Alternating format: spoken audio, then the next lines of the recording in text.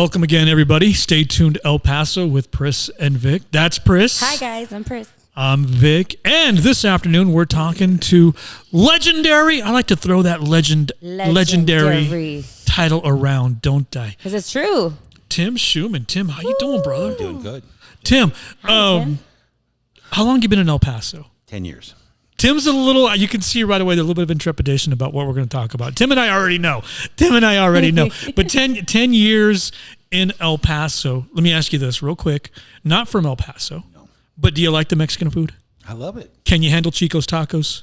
I don't like it. But you can handle it.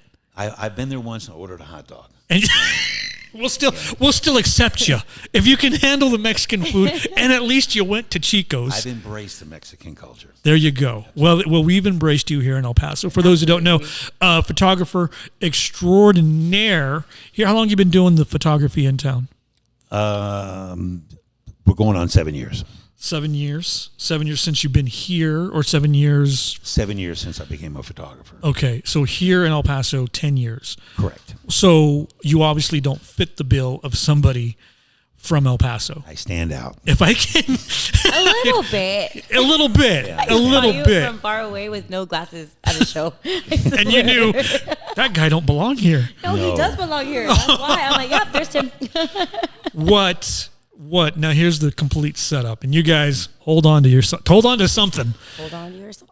What brought you to El Paso? How did you end up in El Paso, and to quickly become a figure in El Paso? If you've been to a concert, you've been to a show, you've been to any outdoor event, you've probably seen Tim in the pits working the cameras. It's funny that I don't know if we can pick these up as aces snapping away and taking pictures. Tim does the exact same thing, but you've been everywhere. If there's a gathering of more than 15, you're taking a picture. Correct. How did you end up here? I'm from Tampa, Florida. Back in 2007. This is a long and pathetic story, but it does have a happy ending. Yay, happy Yeah, ending. it does. Acute drug addict, robbed everybody we knew, me and this girl in Florida, and fled the state. Crash landed in Juarez in June of 2007. Quite literally. Yes, it was a nightmare. Within a week, I was in jail in Mexico. Deported from Mexico. We were back in 2 weeks, begging for money in the streets, doing cocaine, and got picked up by the Juarez cartel. And they put me and this girl I was with in a hotel for 3 days, and they brought us all the hamburgers and Coca-Colas and drugs that I could possibly handle. And then on the third day, they came and got me and put me behind the wheel of a pickup truck. And I knew there was contraband in the truck, but they were going to pay me big money to drive it across a bridge. So just like you see on Nat Geo on Border Wars, a little skinny German Shepherd come out and he told on me. So I got caught on the Zaragoza Bridge with 80 kilos of marijuana. Let me stop and ask you. I mean, seriously, is it like you see on the TV show? Mm-hmm. Is it like you see in the movies? So you're heart's like this. I know you're drug running. Yes. You're caught into something. This was never your plan. No. This wasn't what you wanted to do. No, I was going to live in Juarez, and I had a job, and they reassured me that we do this multiple times during the week, and you can do this. Wow. So, but that doesn't work that way. No, of course not. So, off to the penitentiary, and if you are going to do time, you want to go federal. The accommodations aren't too bad. During my time in Beaumont, Texas, I befriended a gentleman named by the name of Sylvester Cuellar, who is from El Paso, Texas. And when he was released, he continued to write me, which was unheard of. And it was just a letter from time to time. Stay strong. It was just a couple of lines. It was just cool to hear my name during mail call. So I wrote him back and I said, "Hey man," I said, "since you're feeling like Abe Lincoln, why don't you run to that church over in Sunland Park and see if my shit is still there?"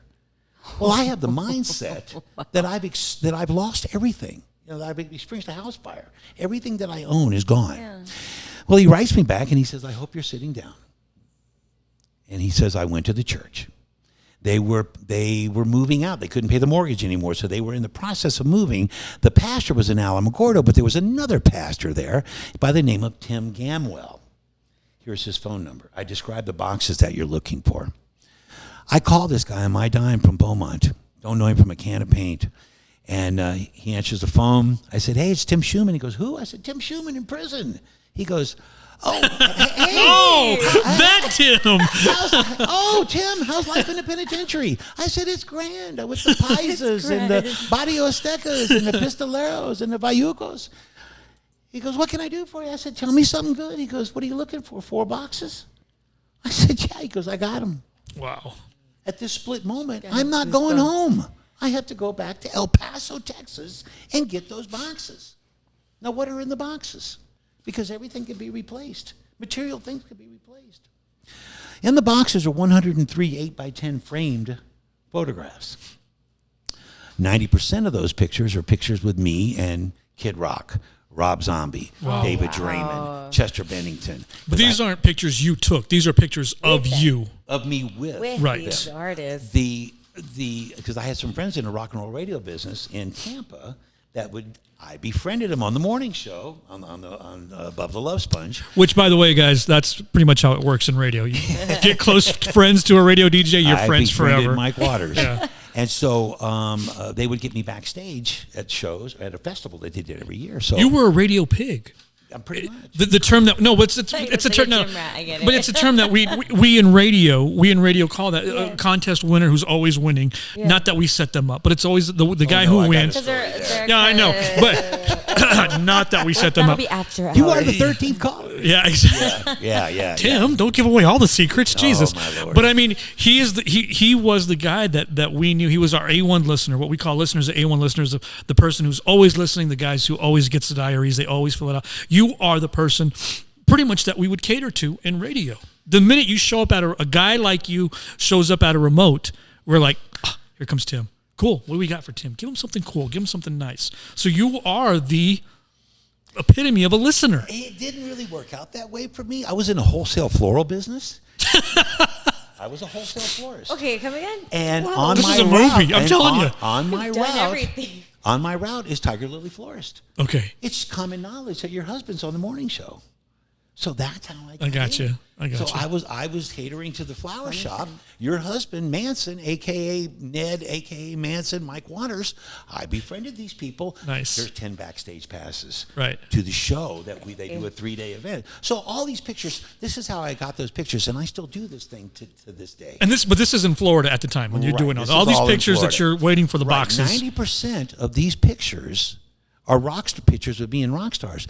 10% family photos. Right. In memory of the old man. I can't. There's pictures of my father. There's pictures of me as a yeah. kid. There's pictures of my mother. I can get can't other replace pictures with Kid Rock, Yeah. but I can't get other pictures your of mom. my father who's No. dead. So I got to go get those pictures. Sure. As we speak, those pictures are still in those boxes. They're in the closet at where I live. Nice. That's awesome. I get out of penitentiary. I get out of prison. I come back here. I get the pictures. I end up in a relationship with a woman who looks at these pictures and she says, why don't you do something? Why don't you take pictures of that rock stuff that you love so much? I don't know what you're talking about. Because you're proficient with the camera. I'm 2,000 miles from home. I don't know anybody in El Paso. I just came here to get these pictures. Now I'm stuck. So she sold some property out in Pecos. Okay. And got a little bird dog money. And we went on Craigslist and bought me a camera. I don't know anybody here. So next thing, radio. So You don't know a camera. I don't even know the camera. I go to the That's KLAQ awesome. website and I'm looking, that guy right there. Yeah, let me guess. Lynn Garza. Yeah. Lynn Garza. That's the guy. That's the guy I need to sweat and to hook up. Yeah. So to speed things along here, I met Glenn and I kept on him about it. And in February of 2014, he introduces me to Bobby Welsh, Sure. who one of the owners at Tricky Falls, and got me into my first show. Which Bobby was, Welsh, by the way, fantastic concert promoter can't for say- many, many I years in can't the say region. enough good things about Bobby. We're working on getting Bobby on. Don't worry. Bobby's going to be with us. So will Glenn, by the way. Yeah. So will Glenn, by If the it way. wasn't for Yeah, I Bobby, know. if it wasn't for Bobby and Glenn, I wouldn't be doing this. I wouldn't be doing it. So what you literally learned how to use a camera. There was no classes. There was no. Tim, this is how you Trial shoot. and error. That first Concert show I 101. shot at Tricky was Stone Sour with Pop Evil, and I shot it in automatic with the kit lens, and all the pictures come out like shit. And I still have those photos. So what I did was I befriended a few people. They showed me a little bit, but I actually went online. I look up the camera. How do you do this? How do you shoot in low lighting? How do you? It's balancing a triangle of ISOs and f-stops and aperture, and how to do this. So over the last 7 years, I hope I got it right now. Well, here's what's amazing about your photography. And so it's taken you 7-8 years to end up in El Paso and become an El Pasoan, so to speak. Correct. And what's been fantastic is I think I've known you for about 3, maybe 4 years since you've been here. We bumped into each other at a couple of events, and you've introduced yourself at a street event that our radio station function was holding or whatever. Nonetheless, following you on Facebook and following your social media sites and seeing the type of photography that you do two great things as far as I'm concerned that are great. If you've never seen Tim's concert photography, show photography. He's got a couple of pictures of you also. Oh, yeah. I love your shots. You have a great eye for it. You do. There is something different, and we've talked about this in previous podcasts. Your style of photography, it's Tim.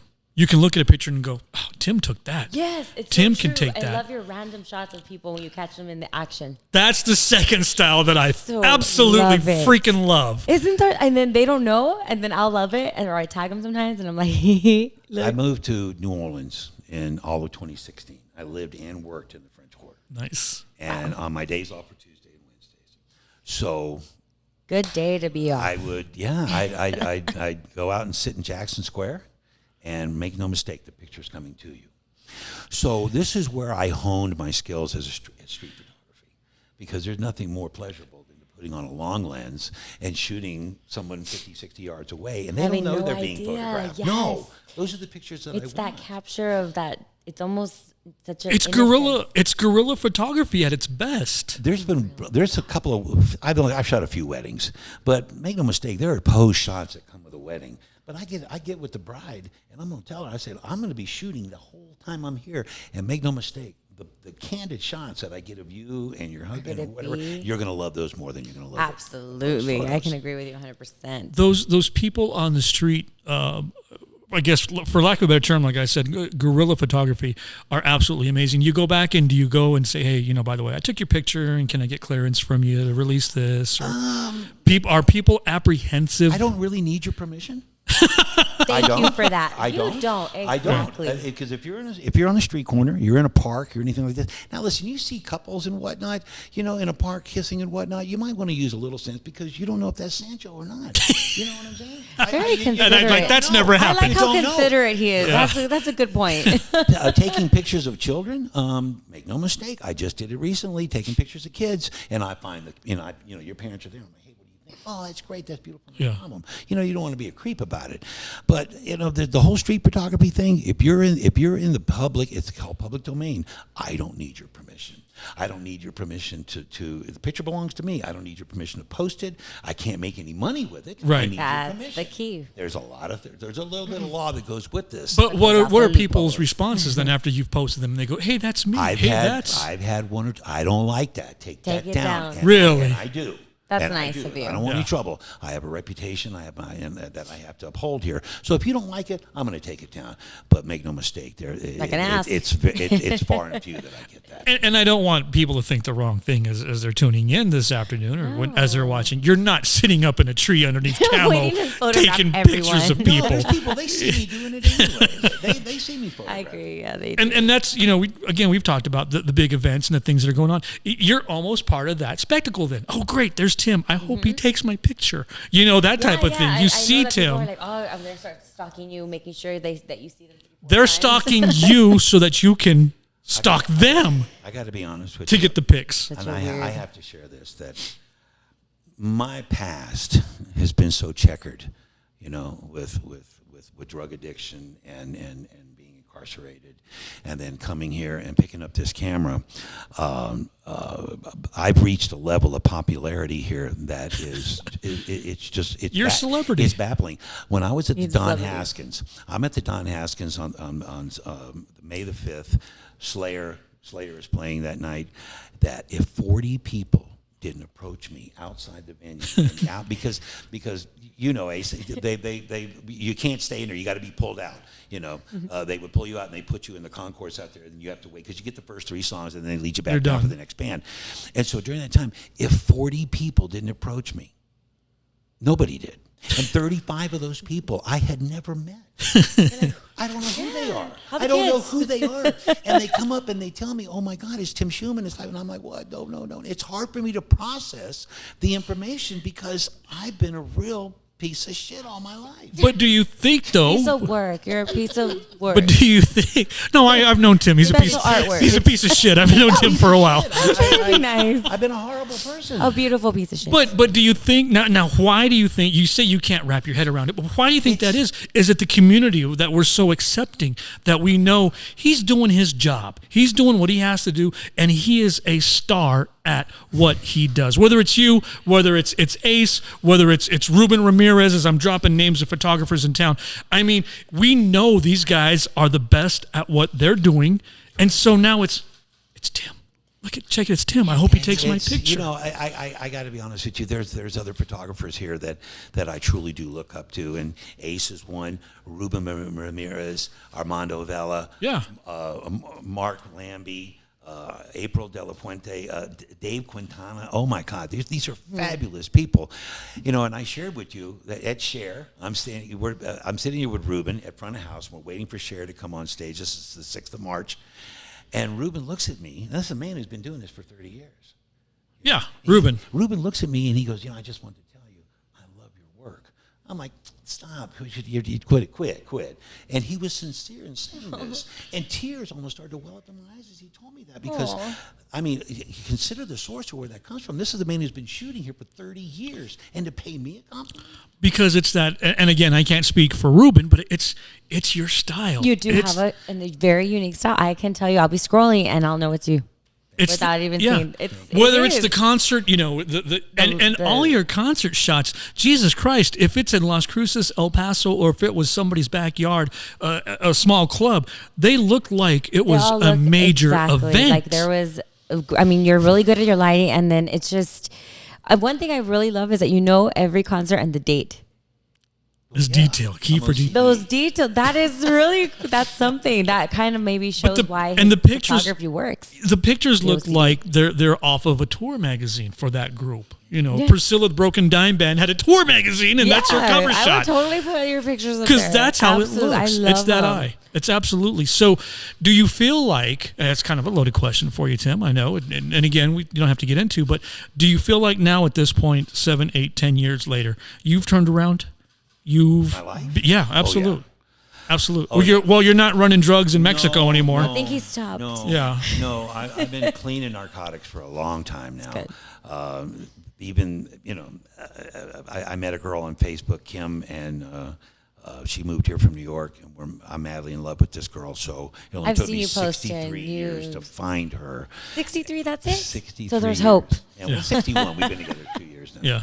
But life is good, you know. And the thing is that I've learned from past experiences that the reputation I have here in El Paso, it can be torn down in a weekend with a relapse. Bad judgment. Yeah. Just a bad judgment. So as a drug addict, and it's been, like I said, it's been years, and I've been to so many rehabs that I know that my addiction lays a weight, and it's right here on my shoulder. But I just have to stay on point the rest of my life, and I choose not to do that anymore. So I quit smoking cigarettes this past year. Congratulations. How's that been? You know, being the lying piece of shit that I am, I haven't had one cigarette. Nice. Good for you. Nice. I think they were better back in the day. Sorry, just nowadays I wouldn't trust them. Let me ask you this now, as we are not the main focus of, but obviously we are in this COVID world now, and probably will be for some time. We're talking about things that happened pre-COVID, and really, for you, And as we've mentioned in previous podcasts, things changed pretty much all at once. We can almost put a date on it, mid-March. March 17th. Sure. Everything changed. Same really. price. For us, for you, it was, the Kiss concert, the Cher concert, and then pretty much after that, everything happened early March. Sure. So and I don't even want to say post-COVID world because we're still in it. How has it been not being able to, number one, shoot shows, and what needs to happen, number two, when we get into that post-COVID scene or a safer scene? How do you perceive concerts to take effect, and how is it going to change your line of work? I don't think it's going to change my line of work too much. When I go to a show, I'm not really there to attend the show, so I'm really not so much in the crowd. But I'm in and out. He knows this. I'm in and out, and but it's truly affected me. I've shot a few protests over the last few months. Not the same. No, not the same. And you want to get home before the sun sets because I'm not a fan of rubber bullets and tear gas. Yeah. I've shot a couple graduation things, and again, it's not the same because I favor live music. Sure. I want to shoot live music. I really do. I even told Kim this morning. This is going to probably be another year. It's going to be another year. The way things are going here now. I mean, the cases are soaring. You can't go anywhere without a mask. You can't do that. And it's. I want it to be over with. And again, I've also said after November 3rd, it probably will. So. At this point, we don't know. I mean, I would say no, Tim, you're crazy. But 2020, God knows what's going to happen at this point. What would you consider? Just asking. Would you consider going somewhere else? Las Vegas. If you know anything about me, it's always back around Las Vegas. Las Vegas starting to bring back shows November, December. Very small venues, very small. Not even concerts, but more of the production shows.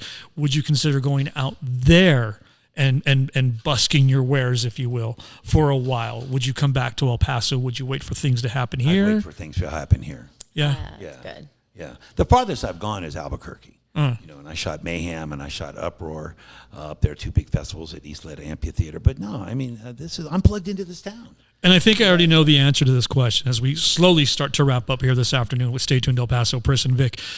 What do you think needs to happen here in El Paso on a venue level, on a concert level? Bring in more acts, bring in more artists, bring in more diverse artists. That's the loaded question. I know. Take a second. I know.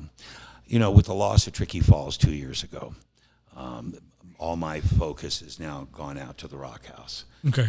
Good things are happening Good. out there. I'm sure you played there. No? Yeah, they were actually one of the when I first started again. Well, Matt gave me a chance. Matt has expanded. They knocked out the wall, so now they doubled the capacity. I'm not really at liberty to speak any further on any other ventures. So you but gotta good stay things are going tuned. to happen with this. Sure. Good things are going to That's happen. awesome. With this. That gives us some light. There's some light at the end of the tunnel. Oh, make no mistake, there is. We need a venue that can hold 1,500 to 2,000 people to get certain national acts in here, because with these small venues, it's just not going to happen. They're not going to come. You can't pay for it. Sure. Exactly. So that's what I feel. Again, there's some good things happening, and they're gonna happen right. Maybe now we're gonna have to do more outdoor events because of the whole, with the mask situation. Better. How about the audience attitude about, well, I don't like that music, I'm not going to go support that, or somebody's attitude about, we're not getting so and so I'm not sure. All we get is this. I think they're going to be getting anything and anybody who's willing, because I'm off tonight to shoot Funky Mongol. Oh, that's right, at the rave, right? Yeah. Oh, I love those guys. Tonight. That's where we're heading. But that's not your cup of tea. Not so much. A lot of fun. They are fun, yeah. though. It's gonna be fun. It's you don't gonna have make to for be some into great disco to have photographs. fun and groove with them. Next week we're at the Rock House. And again, the bars are closing at 9:00 now, so everything has. Shows are early, brunch shows. So there's a great Sublime tribute band out there. So I'm excited. And just anything at this point. The good thing about El Paso is we're Mexicans. Yes. We find a way. We'll to deal get us away with, at 9 p.m. with everything.